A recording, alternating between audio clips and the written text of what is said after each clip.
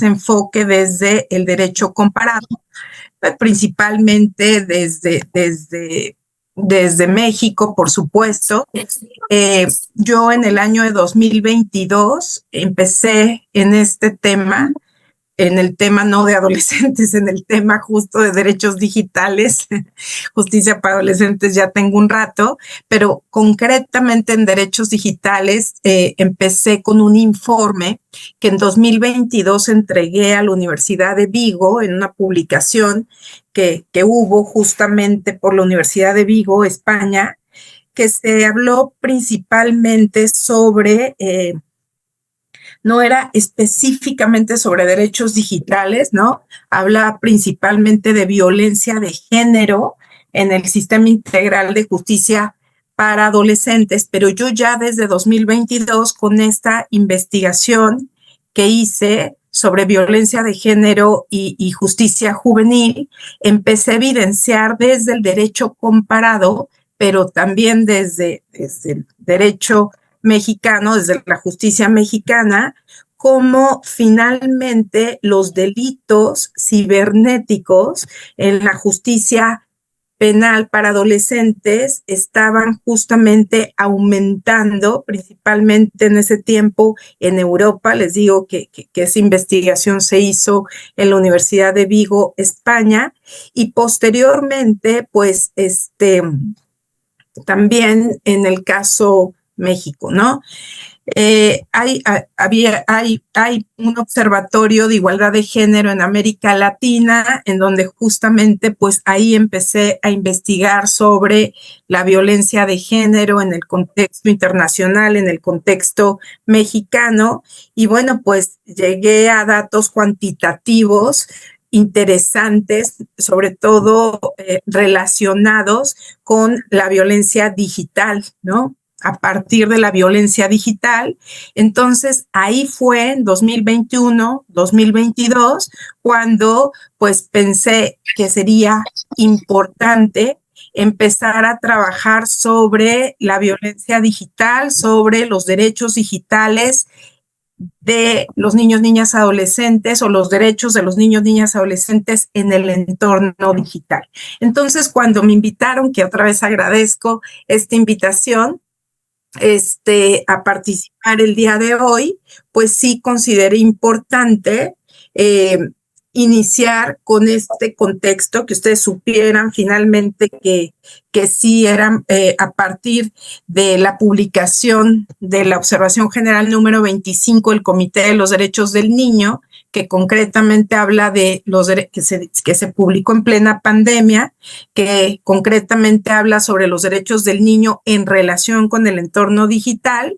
Ahí fue justamente en donde pues se queda en evidencia que el entorno digital abre las puertas a diferentes vías de violencia contra los niños, niñas y adolescentes, por lo tanto se encuentran expuestos a la misma, pero pues también pueden estar del otro lado, ¿no? También pueden encontrarse sin saberlo, ¿no? En calidad de sujetos activos del delito, ¿no? Ahí, por ejemplo, se incluyen las ciberagresiones, la intimidación, las amenazas, ¿no?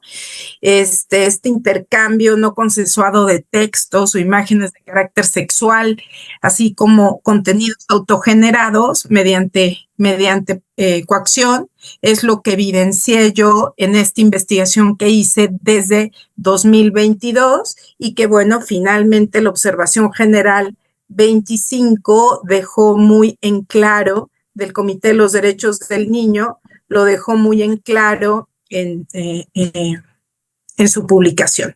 Voy a compartir pantalla y vamos a iniciar justamente hablando sobre los derechos digitales y la justicia para personas adolescentes en México. Esta intervención la voy a dividir principalmente metodológicamente en 3 etapas. Primero, creo que es importante que hablemos sobre los derechos digitales. Después vamos a hablar de la relación de los derechos digitales con la justicia para adolescentes. Y por último, vamos a hablar y es muy importante, cuáles son los retos y desafíos, ¿no? No solamente en nuestro país, sino a nivel internacional. Hace no mucho tiempo también participé solamente en la introducción, en las conclusiones de otra investigación que hizo el grupo de estudios, un grupo de estudios dentro de CIDENI, del Centro Iberoamericano de los Derechos del Niño, en el que yo realizo investigaciones comparadas. Y esa investigación justamente fue el estudio de 8 jurisdicciones a nivel internacional, de cómo esas 8 jurisdicciones, entre ellas México, están incluyendo la Observación General número 25 en su texto legal, pero también en sus políticas públicas, ¿no? Entonces, creo que es importante que bueno, llegamos a conclusiones muy interesantes. El mes que entra en junio, el 6 de junio, vamos a presentar esa investigación en Madrid, en España, en la Universidad Carlos III. Y bueno, pues ustedes se van a enterar un poquito antes de algunas de las conclusiones, ¿no? Bueno, niñas adolescentes son justamente la hipótesis es que los niños, niñas, adolescentes son un grupo especialmente vulnerable frente a la violencia digital. O sea, ya sabemos que existe violencia digital, pero justamente los niños, niñas y adolescentes son un grupo especialmente vulnerable a la violencia digital. Entonces, la obligación que tenemos el Estado, los estados, la familia y la sociedad en torno a los niños, niñas, adolescentes es que debemos de brindar justicia que realmente responda a las necesidades y a las experiencias de los niños, niñas y adolescentes, ¿no? Sabemos que en la actualidad, y para los que todavía seguimos hablando del tema, tuvimos una mesa de discusión hace poco tiempo en la Facultad de Psicología de la UNAM, ahí está subida en la red si la quieren ver en YouTube, sobre una mesa de discusión de esta serie, ¿no? De Netflix denominada Adolescencia, ¿no? En la actualidad es claro que el mundo digital, el entorno digital es un espacio central en la vida de niños, niñas y personas adolescentes. Hay un informe que se llama Estado Mundial de la Infancia en 2017 que habla de los niños en el mundo digital, publicado por UNICEF, que establece datos súper interesantes. Dice que uno de cada 3 usuarios de Internet en el mundo tienen menos de 18 años. 1 de cada 3 usuarios. Asimismo, también creo que es importante que, como lo dijimos hace ratito, que sepamos que este entorno digital abre, ¿no? O expone a los niños, niñas y personas adolescentes a riesgos específicos, a exclusión y a vulneración de derechos que los marcos normativos tradicionales, que las leyes tradicionales, que las políticas tradicionales, que la educación tradicional no ha logrado hoy por hoy abordar de manera integral, ¿no? Por ejemplo, les decía yo hace ratito, en tiempo de pandemia, fue súper importante que diéramos cuenta de la importancia, y fue cuando el Comité de los Derechos del Niño en Naciones Unidas, concretamente en 2021, publicara la Observación General número 25 bajo ese paradigma, ¿no? Bajo el paradigma que los derechos consagrados dentro de la Convención se deben de garantizar plenamente también en los entornos digitales, y ahí fue se empezó a hablar de los llamados derechos digitales de la niñez, ¿no? Los cuales no solamente se limitan al acceso a la tecnología. O sea, nosotros pensamos que los derechos digitales es el derecho a la tecnología, ¿no? No, abarcan también una protección integral y transversal que tiene que ver con su privacidad, sumamente importante, con la seguridad, con la participación de sus cuidadores o cuidadoras, con la libertad de expresión, con el desarrollo y con el bienestar integral, ¿no? Entonces, aquí es importante que ustedes y yo sepamos que los conceptos, las definiciones de derechos digitales a la fecha actualmente, pues han sido heterogéneos. Si ustedes, que fue lo que se hizo en esta investigación publicada por Sireni, coordinada por Diego Córdoba, él, y bueno, y cada uno de los bufetes de abogados que escribieron sobre este tema en estas 8 jurisdicciones, llegaron a la conclusión que justamente la definición y los principios de los derechos digitales es un concepto totalmente heterogéneo. O sea, no hay una definición específica de lo que se entiende por derechos digitales, por lo tanto, hay vacíos legislativos, hay tensiones culturales, no se entiende lo mismo en un país que en otro o en una jurisdicción que en otra. Y la verdad es que, y es importante también saberlo, que las capacidades institucionales en los países y en las jurisdicciones es totalmente dispar, es totalmente desigual. Por lo tanto, la observación general número 25, si bien es cierto, no define específicamente qué entiende por derecho digital, pero sí llega a la conclusión que son extensiones, ¿no? De los derechos que ya habían sido reconocidos por la Convención, y justamente esos derechos deben de ser trasladados a un entorno específico, el entorno digital. En este sentido, justo es importante que pues definamos algunos de estos derechos que están reconocidos por la Convención, como se los decía hace ratito, que es el acceso a la información, la protección frente a contenidos nocivos o explotación en línea, la privacidad y protección de datos personales de los niños, niñas y adolescentes, la educación digital de calidad, el derecho a expresar su opinión y a participar en línea, y el derecho al juego, esparcimiento y tiempo libre en espacios digitales seguros, ¿no? En materia justamente de principios fundamentales, sabemos que la Convención Internacional de los Derechos del Niño establece los que conocemos como principios generales del sistema, ¿no? Y bueno, pues dentro de estos principios generales del sistema que se adaptan a los entornos digitales, van íntimamente vinculados con la no discriminación. Es decir, no por ser menores de edad vamos a limitarlos sin un argumento, sin una causa específica, ¿no? Ahí, por ejemplo, viene la que existe en la actualidad en dos rubros, ¿no? Hay países como Australia, por ejemplo, que están limitando totalmente el uso de los dispositivos a personas menores de edad, o por el otro lado, hay entornos o países o jurisdicciones que, por ejemplo, en España, que amplían la protección de derechos. O sea, dicen, no vamos a limitarlos, más bien vamos a protegerlos, ¿no? Vamos a delimitarles medidas de protección.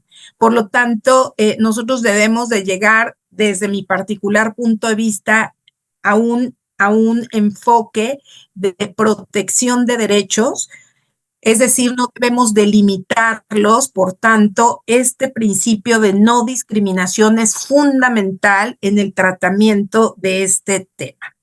También el tema del interés superior, ¿no? Sabemos perfectamente que el principio de interés superior es un principio base, ¿no? Fundante, epistémico, que deviene desde la Convención Internacional de los Derechos del Niño hasta justamente, pues, la Constitución, concretamente nuestra Constitución, concretamente el artículo 4º, pero también, ¿no? Sabemos que la Ley General de Derechos de Niños, Niñas y Adolescentes, y en nuestro caso, la Ley Nacional del Sistema Integral de Justicia Penal para Adolescentes en su artículo 12, no solamente lo define como un principio, sino también como un derecho y como una norma del procedimiento. Por lo tanto, cualquier decisión que se tome respecto a los derechos del niño, niña y adolescente en el entorno digital debe siempre de ponderar su desarrollo integral, ¿no? Que va íntimamente vinculado con el principio del derecho a la vida, supervivencia y desarrollo, y con el derecho a la participación. Es justamente esta ponderación, hasta cuándo, les decía yo, se limita el derecho de la participación del niño, niña, adolescente, hasta cuándo se limita justamente el derecho para poder justo acceder al entorno digital. Hay estas dos posturas, ¿no? De los estados, por eso decía que hoy por hoy todavía no tenemos un enfoque homogéneo, sino apenas estamos construyendo posturas, ¿no?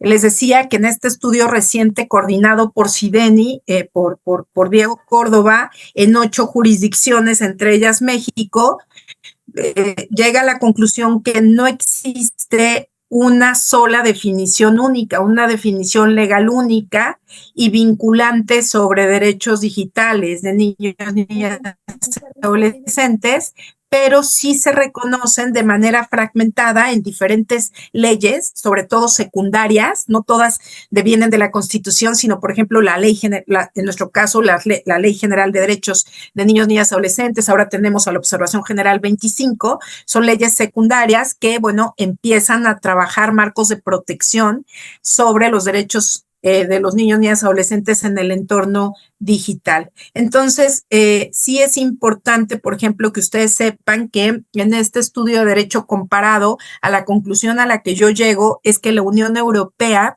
es la que tiene más avance en los derechos de niños, niñas, adolescentes en el entorno digital, que aunque todavía tampoco en la Unión Europea existe una definición unificada, ya se ha empezado, acuérdense que la Unión Europea tiene marcos normativos homogéneos, ya se ha empezado a trabajar reglamentos de servicios digitales, tienen un reglamento de servicios digitales que incluye salvaguardas específicas a niños, niñas y adolescentes dentro de la Unión Europea. Por lo tanto, pues ya empezamos a trabajar justamente ese tema y bueno, pues es importante que se sepa que ya se empieza a hablar sobre ello. Lo que sí, o sea, la evidencia es que hay prácticas comerciales, principalmente las empresas que brindan servicios de esta naturaleza, que son desleales y engañosas respecto a los niños, niñas y adolescentes en el entorno digital. Es decir, si bien es cierto, dentro de los derechos digitales y dentro de este reconocer a la persona menor de edad como persona sujeta de derechos, que desde mi punto de vista no se le debe delimitar el acceso, sino más que nada hay que generar medidas de protección para acompañarlos, ¿no? En el uso de los medios digitales para su desarrollo en los entornos digitales, hay que generar medidas de protección, hay que generar entornos digitales seguros y para mí lo más importante es que hay que promover lo que llamamos la alfabetización mediática. Y esta alfabetización mediática no solamente debe ir dirigida a las personas menores de edad, sino como les decía un inicio, también debe ir dirigida a las personas adultas, ¿no? A su cargo, responsables, que a veces no somos tan responsables, ¿no? Hay un plan nacional de derechos humanos en Chile, por ejemplo, que establece específicamente en qué consisten los derechos digitales. Nosotros todavía tenemos,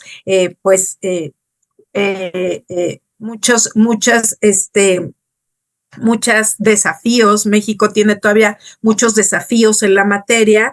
Es importante que en este tipo de, que se creen planes o programas nacionales que establezcan pues todos estas herramientas, ¿no? Que van íntimamente vinculadas con generar medidas de protección a nuestros menores de edad, ¿no? Es importante aquí en estas prácticas desleales, ¿no? Estas prácticas engañosas, son estas prácticas en donde finalmente los niños, niñas, adolescentes terminan siendo víctimas, ¿no? De las empresas que son justamente las encargadas de brindar este tipo de servicios.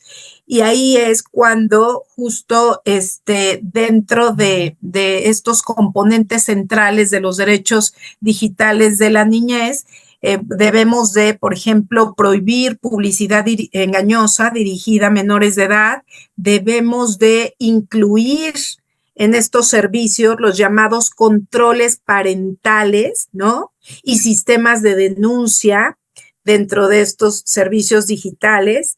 Y sobre todo aquí es muy importante establecer que la protección de datos personales de menores de edad dentro de estos servicios debe de estar protegida, ¿no? La protección de datos personales debe de introducir el principio de diseño apropiado a la edad. O sea, no se le puede pedir los mismos datos a un menor de edad que una persona adulta.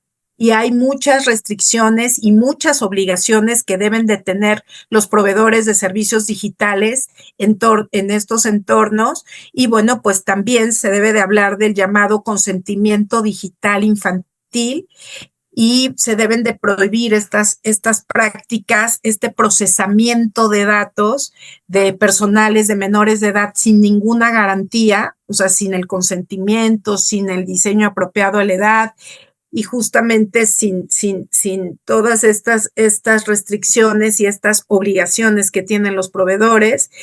Y aquí hay un tema que creo que se trabajó muy bien en la serie, que es el tema del uso de patrones oscuros, la recolección de datos innecesarios y el perfilamiento de un niño, niña y adolescente justamente por este tipo de servicios digitales o empresas, ¿no? De ahí se puede concluir que hay muchas responsabilidades derivadas de las tecnologías de la información de estos entornos digitales.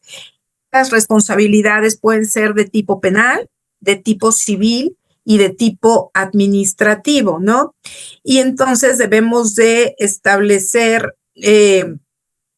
lo que llamamos protecciones especiales o salvaguardas específicas para niños, niñas y adolescentes, como estas que les acabo de decir: el consentimiento parental, el lenguaje claro y comprensible cada que les pedimos datos, ¿no? La minimización de datos, ¿no? Y el ajuste de acuerdo justamente a su edad, el derecho al olvido, la educación digital y la conciencia de riesgo digital, que creo que es fundamental en esta llamada alfabetización digital, ¿no? Hay un proyecto muy interesante que si a quien le interesa mucho este tema de protección de datos en los entornos digitales, hay un proyecto súper interesante que es el proyecto SIGID, que es Seguridad para la Infancia en el Mundo Digital, que establece todos estos controles. Y bueno, pues quien le interese, pues podría enfocarse en el análisis de este proyecto. México, ¿qué pasa con México antes de entrar a la justicia penal para adolescentes? Yo sé que voy un poco atrasada y me voy a apurar. México, sabemos que a nivel constitucional hay un artículo, que es el artículo 6º, que reconoce de manera expresa el derecho a las tecnologías de la información, al uso del Internet, pero también tenemos un artículo que es el 16 que protege la privacidad de los datos personales, además del 101 de la Ley General de Derechos de Niñas, Niñas y Adolescentes, que establece su derecho a acceder al entorno digital. Por eso les decía, o sea, específicamente en materia de menores de edad, es una ley secundaria, ¿no? Que es la Ley General de Derechos de Niños, Niñas y Adolescentes, el artículo 101, que establece que justamente ese derecho de los menores de edad a acceder a un entorno seguro desde el enfoque, desde el entorno digital y apropiado a su edad. Así dice el artículo 101. Seguro, un entorno seguro y apropiado a su edad. Y también habla sobre la garantía que se le debe de dar, la alfabetización digital, las garantías que se les deben de otorgar, lo que llamamos hace ratito alfabetización digital, la protección de datos personales y la prevención de riesgos en contra de acoso, ¿no? O explotación sexual en línea. También tenemos una carta de derechos de la persona en el entorno digital publicada por el Instituto Nacional de Transparencia, por el INAI, y Acceso a la Información y Protección de Datos Personales, ¿no? En 2022, y reconoce en esta Carta de Derechos de la Persona en el mundo, en el entorno digital, reconoce explícitamente derechos de menores de edad en el entorno digital, como la identidad digital, la alfabetización mediática y el uso seguro de sus plataformas, ¿no? Hay una ONG que es Save the Children y otra que se llama Pantallas Amigas, que han impulsado junto con UNICEF campañas y materiales educativos orientados justamente a difundir y a promover el uso seguro y responsable de las tecnologías de la información de niños, niñas, adolescentes, sus familias y las comunidades escolares, ¿no? ¿Cuáles son las principales autoridades en México que están encargadas de, pues, crear política pública y proteger los derechos digitales de niños, niñas, adolescentes? El CIPINA, el INAI, bueno, que ya sabemos que, bueno, pues con estas reformas ya el INAI deja de existir, la Secretaría de Educación Pública y el Poder Legislativo. Es muy importante justamente que sepan que el Senado ha impulsado reformas en materia de derechos digitales, ha justamente iniciado algunas, bueno, cuenta con algunas iniciativas específicas sobre protección de datos, consentimiento infantil y que va íntimamente vinculado con las imágenes que los adultos responsables hacemos, el uso que hacemos los adultos responsables de las imágenes de las personas menores de edad a nuestro cargo, ¿no? Para nosotros es muy fácil subir, ¿no? Nos gustó la foto de nuestro hijo, de nuestra hija, porque se veía muy bonito en la entrega de diplomas en la escuela, pero sabemos que pues la tendencia es que pues ellos y ellas deben de consentir, ¿no? El que tú justamente subas ese tipo de fotografías a tus redes y bueno, pues en algunos países como Italia, se llama sharing. Sharing está justamente considerado un delito, ¿no? Y ha habido sentencias específicas en contra de personas a cargo de menores de edad por haber justamente pues publicado imágenes de menores de edad sin su consentimiento. Aquí en México hay tres criterios, casos y criterios destacados, ¿no? Que les quiero contar. Me gusta mucho hablarles de números, pero también hablarles de casos prácticos. Ha habido 3 casos y 3 criterios que quisiera destacarles para que vean cómo es la tendencia o hacia dónde va la tendencia en algunos estados de la República o a nivel federal. Por ejemplo, la Suprema Corte tiene una tesis que reconoce justamente que el acceso de niños, niñas, adolescentes a las tecnologías de la información debe de ser supervisado por sus padres o tutores, de modo que se ajuste a su madurez y contribuya a su desarrollo integral. Entonces habla de esa obligación de los padres, de la madre, respecto a esta supervisión parental.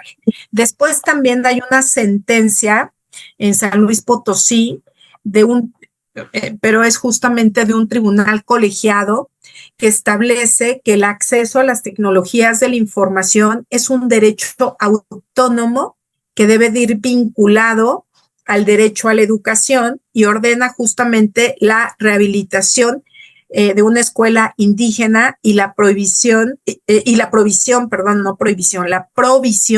de infraestructura tecnológica dentro de esa escuela indígena, ¿no? En este tribunal colegiado en el caso San Luis Potosí. Y por último, en Puebla, vean, esta sentencia es bien interesante, un juzgado familiar resolvió en 2017 que la pensión alimentaria debería de cubrir el acceso a la tecnología a las tecnologías de la información, reconociendo justamente estas como un componente esencial para el desarrollo de las personas menores de edad, ¿no? Entonces, para que vean qué interesante es la tendencia justo de considerar a los derechos digitales como una obligación de los estados, de la familia y de la sociedad. Vámonos ya directamente al tema de la justicia para adolescentes, o también llamada en otros países justicia juvenil, ¿no? Sabemos perfectamente que, les decía yo al inicio justamente de esta plática, que en 2022, que empecé a realizar esta investigación, este informe para la Universidad de Vigo sobre violencia de género, empecé, bueno, pues a estudiar de manera comparada los informes de los demás países y me di cuenta que la tendencia justamente aumentaba respecto a los delitos cometidos por personas, o sea, la responsabilidad penal de los adolescentes relacionada con los entornos digitales, ¿no? Entonces, sí, para mí fue muy importante a partir de ese momento empezar a estudiar este tema específico en la justicia para adolescentes con datos estadísticos, la verdad es que muy pocos, ¿no? O sea, hay muy pocos datos estadísticos. Yo actualmente estoy levantando una solicitud de información al respecto, en donde, bueno, pues tenemos este dato y otro más. O sea, la verdad es que tenemos muy pocos datos. O sea, sabemos que la tendencia va en incremento, o sea, hay un incremento de denuncias por delitos cibernéticos cometidos por personas adolescentes, pero este dato, pues, es pocos que existen en el país, que establece que 2023, ¿no? El presidente de la Sala Unitaria del Sistema Integral de Justicia Penal para Adolescentes en Tabasco concluye que 4 de cada 10 delitos cibernéticos son cometidos por personas jóvenes, ¿no? También hace unos meses se publicó un informe, si no mal recuerdo, por el Colegio de México, que habla sobre el reclutamiento de jóvenes por el crimen organizado en redes sociales, y también ahí se evidencian datos interesantes que, bueno, las invito a que podamos leer. ¿Cuáles son, no? ¿Cuáles son los principales delitos cibernéticos cometidos por personas adolescentes, ¿no? Bueno, pues el que escuchamos a cada rato, y creo que es un tema súper interesante, incluso ya en muchos países se está trabajando protocolos de ciberbullying, de ciberacoso, principalmente en las escuelas, y con las escuelas se está trabajando. Yo hace poco tiempo estuve en Santiago de Chile y me compartieron un protocolo que establece estos estándares mínimos, ¿no? Para justamente para los casos de ciberbullying o ciberacoso dentro de las escuelas, ¿no? Entonces sí creo que es muy importante que ustedes sepan que es para mí destacable dentro de los delitos cometidos por las personas adolescentes este ciberacoso, este acoso digital, ¿no? Que bueno, que finalmente pues tiende a humillar, amenazar, intimidar, ¿no? A alguien mediante los medios digitales. Y bueno, se diferencia de otro delito que también se comete por medios digitales, que es el llamado grooming, o que le llaman grooming, porque justamente pues en este ciberacoso, en ciberbullying, se incluyen todos estos tipos de hostigamiento en línea, ya les dije, amenazas, humillación o intimidación, y el grooming solamente habla de temas de carácter sexual, ¿no? Este es un tipo específico de delitos sexuales, ¿no? Establecido, en nuestro caso, por el Código Penal Federal, ¿no? Tipificado como un delito específico. También uno de los delitos cometidos por personas adolescentes cibernéticos está el acceso no autorizado a sistemas, ¿no? Lo que llamamos el hacking básico, ¿no? Aunque ustedes no lo crean, ¿no? En las escuelas, por ejemplo, se da mucho el caso de que hay personas adolescentes que son muy buenas, pero muy buenas para el uso de la tecnología e incluso pueden ingresar, ¿no? A las plataformas para cambiar calificaciones, para firmar circulares, bueno, finalmente este acceso no autorizado a sistemas es también considerado un delito cibernético. Otro delito que también se comete de manera reiterada entre personas adolescentes, a veces por descuido, es justamente el tema del robo de identidad, ¿no? Como finalmente, pues, con el celular del amigo, de la amiga, bueno, o justo en la cuenta de internet de un amigo o de una amiga, se mandan correos o se mandan mensajes que, bueno, que finalmente pues no corresponden, ¿no? A la persona.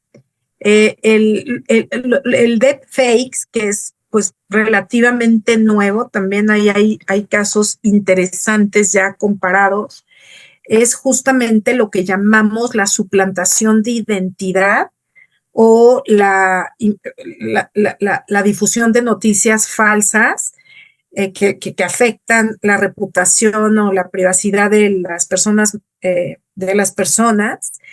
por medio, ojo, de inteligencia artificial, ¿no? Es como de los delitos que están justamente, pues, apenas configurándose, ¿no? Y bueno, pues aquí sí es muy importante que conocí también de un caso reciente en una escuela, ¿no? De uso de pornografía por inteligencia artificial de unos compañeros en contra de unas compañeras, ¿no? Menores de edad, ¿no?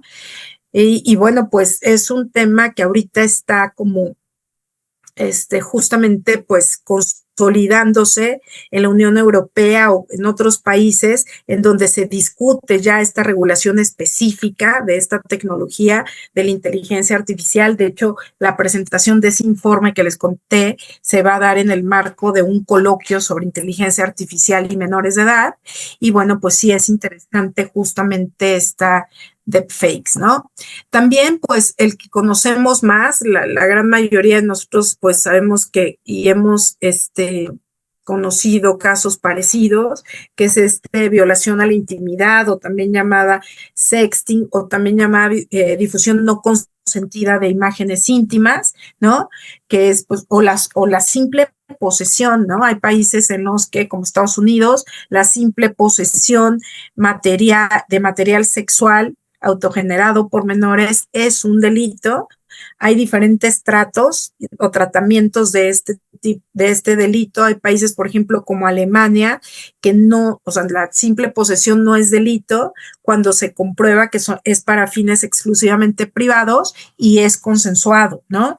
Pero hay países en los que sí, la simple posesión de este tipo de material por parte de un menor de edad, de otra persona menor de edad, es penalizado, ¿no? Y bueno, el trato que le da la Observación General 25 va más encaminado justo al enfoque de Alemania, ¿no?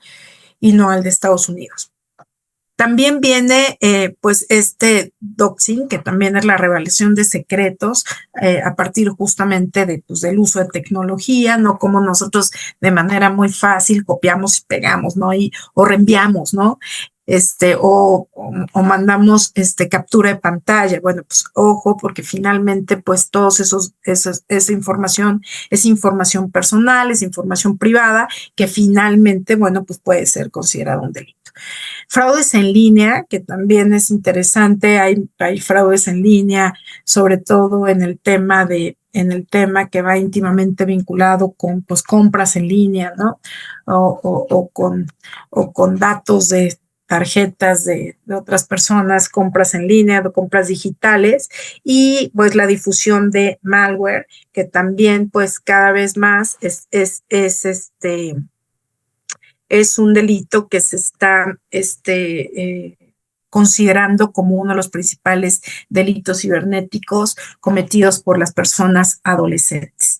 ¿Cómo podemos prevenir? O sea, yo creo que es importante hablar de la prevención cuando hablamos justamente de, pues, de un problema. Es importante hablar de la prevención también. Y bueno, pues yo creo que, como se los dije en un inicio, hay muchos ejes, pero para mí hay tres principales ejes en los cuales nosotros podemos prevenir esta violación o vulneración de derechos o estos riesgos que tienen nuestras infancias, nuestras adolescencias derivados o relacionados con el entorno digital. Insisto en la educación digital, ¿no? Creo que es sumamente importante, es prioritario, ¿no? Para poner fin justamente a estas vulneraciones de derechos, no solamente incluir en esta educación digital a los y las personas adolescentes, niños, niñas y personas adolescentes, sino también a las personas adultas responsables, ¿no? O sea, no es posible que no haya un control parental y que no estemos directamente vinculados justamente con ello. Después también hablamos de la supervisión parental, ¿no? Que va íntimamente vinculada con esta educación digital. O sea, la verdad es que yo lo he oído en muchas ocasiones. Bueno, pues yo no conozco esas cosas, por lo tanto, pues no puedo o no me siento preparada o preparado de supervisar qué está haciendo nuestro hijo en Internet, ¿no? No sé si recuerdan esa última plática, ¿no? Que tuvieron el padre y la madre del adolescente en la serie. Para mí fue reveladora, ¿no? Cómo justamente ellos decían quién es, ¿no? ¿Quién era? No lo conocíamos realmente, ¿no? Y por último, creo que también es importante, pues, la delimitación, la creación de política pública, ¿no? Que vaya íntimamente vinculada con la prevención y la protección de derechos, ¿no? Antes que la resolución de un problema. O sea, yo la verdad es que siempre soy partidaria de la prevención primaria, de la prevención secundaria y no de la prevención terciaria, ¿no? O sea, debemos de crear política pública antes de que sucedan las cosas y no una política pública de carácter reactivo, ¿no? Debemos siempre colocar a la infancia, a las infancias y a las adolescencias en el centro de la agenda de la política pública. Y bueno, creo que es muy importante justamente, y ustedes no sé si la han leído, la Agenda 2030, hay un ODS que es el 16, que habla justamente de la importancia de considerar los derechos humanos y las libertades de todos niños, niñas y todas las personas adolescentes. Por lo tanto, la solución no es restringirles sus derechos, ¿no? Sino más que nada es la solución es justo acompañarles, supervisarles, ¿no? Brindar una justicia que realmente responda a las necesidades y experiencias de los niños, niñas y adolescentes. Ya por último, creo que es que ya me voy a ir a las conclusiones, ya me estoy pasando de tiempo. Irving, una disculpa. Creo que podemos hacer ciertas conclusiones muy concretas respecto a esta diversidad normativa, ¿no? Desde un enfoque de derechos. Es importante evidenciar que hoy por hoy no tenemos definiciones consistentes de derechos de los niños en el entorno digital. Por lo tanto, creo que es indispensable identificar enfoques normativos, ¿no? Desafíos comunes, buenas prácticas, replicables a fin justamente de fortalecer justamente estos derechos humanos de niños, niñas y adolescentes, pero esta concepción como personas sujetas de derechos, ¿no? Debemos de crear política pública integral, colaborativa, con este enfoque de derechos, protegerlos ante contenidos perjudiciales, garantizar los entornos digitales seguros y, bueno, es necesaria también la creación de una, yo digo, autoridad no solamente federal, sino local que supervise de manera metódica los derechos de las niñeces y de las juventudes en el entorno digital. Un ejemplo de ello es Alemania. Alemania tiene una comisión para la protección de medios de comunicación juvenil y bueno, es bien interesante cómo a la luz de sus informes periódicos se hace una supervisión mediática y bueno, una protección de derechos.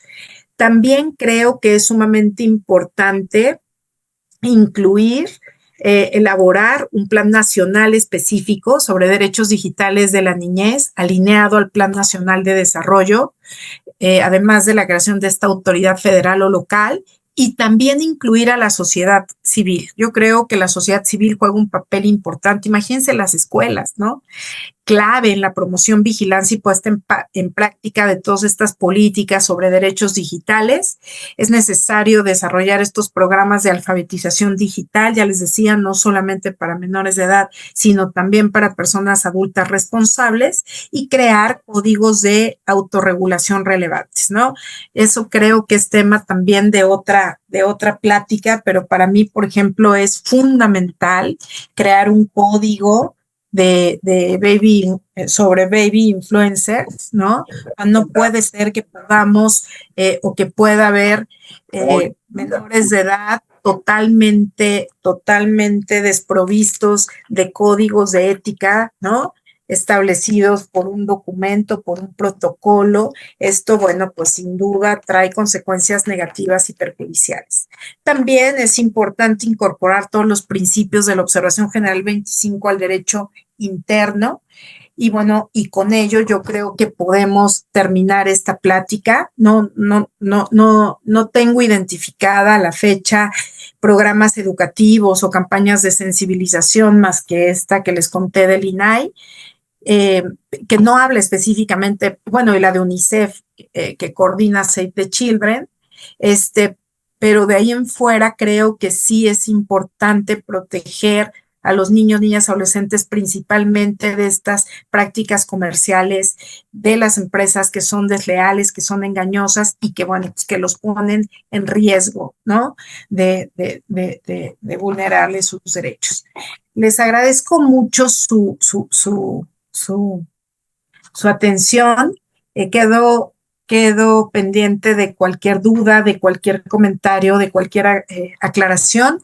Y ahí está en la pantalla mi correo para que si tienen alguna otra duda o un comentario puedan mandármelo por correo electrónico.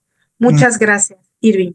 Muchísimas gracias, doctora Sofía, por su excelente participación y pues estos temas que son de interés, pues son de interés general, pero sobre todo son temas de reciente que se están abordando de manera reciente, ¿no? Principalmente, pues bueno, ahorita lo que tocabas referente a los aspectos de los hechos que se pueden generar en contra de los adolescentes por generación de imágenes de inteligencia artificial, pues son cuestiones que nuestra legislación tiene previstos, pero son de manera muy genérica, ya que pues ahora sí que la tecnología nos ha alcanzado el día de hoy, ¿no? Y es un reto también para los legisladores que se debe de atender para que pues en su momento se pueda visualizar una justicia realmente para los adolescentes. Y en este marco, Y nada más déjame comentarte algo, me encantó tu comentario final y me acordé de algo que no dije hace ratito. Fíjense que en el marco de esta investigación que estoy haciendo, justo he levantado unas encuestas, ¿no? Adolescentes, a personas adolescentes desde diferentes grupos etarios. Y justo una de las preguntas específicas es, o varias preguntas, traté de ser muy concisa, es preguntarles específicamente, por ejemplo, esto, ¿no? O sea, sobre temas que van íntimamente vinculados con delitos cibernéticos, concretamente, por ejemplo, la generación de imágenes, ¿no? Dijimos hace ratito, o la revelación de secretos, ¿no? Varios temas que cuando yo le pregunto directamente a las personas adolescentes sobre si ellos saben que es o no un delito, el 80% de ellas o de ellos me contestan que no, ¿no? O sea, no saben que justamente están cometiendo un delito en muchos de los casos, ¿no? Entonces, creo que también, como tú lo dijiste y me encantó, la desinformación y por la falta de alfabetización digital y concretamente en nuestro caso, ¿no? Visto desde el enfoque criminológico, ¿no? Hacia dónde justo debemos de transitar para que ellos y ellas sepan que lo que están haciendo es cometiendo un delito, ¿no? Están justamente limitando el libre desarrollo de la personalidad de otras o de otros adolescentes, ¿no? Entonces, justo ahí es sumamente interesante este comentario que hiciste, perdón, Irving. No te preocupes, doctora. Mira, hay un comentario aquí en el chat. Karina García dice, buenas tardes, qué magnífica charla. ¿Podría apoyarme a dar su punto de vista de la intervención de criminólogos y victimólogos con la protección de los niños, niñas y adolescentes en México y el mundo? Se lo agradecería. O sea, ¿cómo es que participan los criminólogos y los victimólogos? ¿Cómo es que llegan a intervenir y cuál es el punto de vista que tiene sobre este punto? Exacto, gracias. Hay diferentes modelos, ¿no? Hay países en los que sí tienen o cuentan con consejos técnicos multi o interdisciplinarios bien delimitados desde justamente etapas tempranas, ¿no? Del procedimiento, desde etapas previas a la judicialización. Hay otros países en el mundo en el que cuentan con estos equipos técnicos solamente en sede judicial y hay países como el nuestro, como México, que solamente cuentan con estos equipos técnicos en sede ejecución, ¿no? Concretamente en la ejecución de medidas privativas de la libertad. Entonces, yo creo, no sé ustedes, que es fundamental la limitación y la creación de estos enfoques interdisciplinarios, más que interdisciplinarios, ya se está hablando también de el enfoque transdisciplinario, transdisciplinario, ya que, bueno, pues si consideramos a la persona adolescente desde un enfoque sistémico, desde esta teoría ecológica, pues si la persona adolescente, pues no solamente puede ser considerada, ¿no? Desde un enfoque, ¿no? Desde factores endógenos, sino también desde factores exógenos que van íntimamente vinculados con varias materias, con varias disciplinas. Por lo tanto, nosotros debemos de, y nuestra ley desde la Constitución habla justamente de abordar el estudio de la persona adolescente desde un enfoque sistémico y me encanta tu comentario porque yo creo que sí, las y los victimólogos, las y los criminólogos deben de estar muy cerquita de las y los operadores en el sistema integral de justicia penal para adolescentes. Excelente, querida doctora. Muchas gracias por su respuesta. Y digo, hay muchísimas preguntas, obviamente, por este tipo de circunstancias que se dan en redes sociales, estos derechos digitales, pero digo, una pregunta obligada sería que en el marco del sistema especializado para adolescentes, ¿cómo deberían actuar las autoridades cuando un hecho que la ley señala como delito se origina o se difunde a través de las plataformas digitales? Uh-huh. Justo ahí es cuando debemos de establecer estos protocolos, ¿no? Los protocolos sobre todo de violencia digital, ¿no? Les decía que en la semana pasada estuve en un par de eventos que van, uno de ellos íntimamente vinculado con los entornos digitales, el otro relacionado con la observación general número 27 del Comité de los Derechos del Niño en la ciudad de Santiago, en Chile, ¿no? En Santiago de Chile. Y bueno, justamente lo que se debatía en ese coloquio era la creación de este tipo de protocolos de violencia, de ciberacoso, ¿no? Dentro de las escuelas, ¿no? Y ahí es en donde creo que sí debemos de considerar, y esta pregunta es muy buena, estándares mínimos, ¿no? Que tengan por objetivo, pues, prevenir a tiempo, detectar casos de violencia digital, pero sobre todo restituir derechos, ¿no?